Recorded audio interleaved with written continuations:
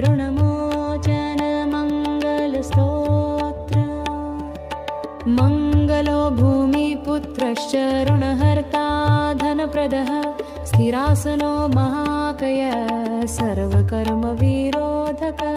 लोहितो लोहिताक्षश्च सामगाना कृपाकरः दरात्मज कुजो भौमो भूतिदो भूमिनन्दन। अङ्गारको यमश्चैव सर्वरोगापहारकः दृष्टे कर्तापहर्ता च सर्वकामफलप्रद।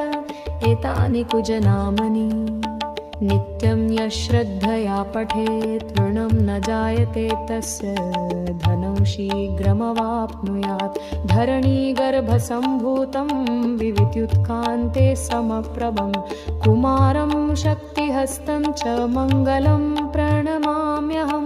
स्तोत्रमङ्गारकस्यैतत् पठनीयं सदा नभिः नातेषां भौमजा पीडा स्वल्पापि भवति क्वचित्। अङ्गारक महाभाग भगवन् मन्भक्तवत्सल त्वां नमामि ममाशेषमृणमाशु विनाशय। रणरोगादिदारिद्र्यं ये चान्ये हि पमृत्यवः भयक्लेशमनस्तापा नश्यन्तु मम सर्वदा।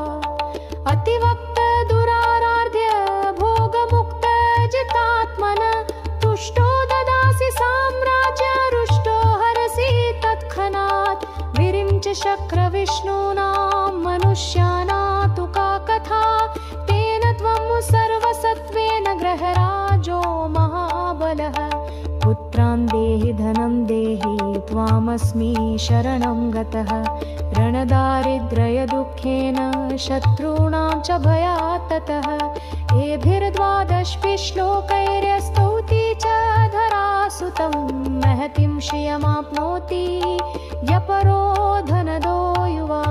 इति श्रीरणमोचकं मङ्गलस्तोत्रं सम्पूर्णम्। इति श्रीरणमोचकं मङ्गलस्तोत्रं सम्पूर्णम्। इति श्रीरणमोचकं मङ्गलस्तोत्रं सम्पूर्णम्।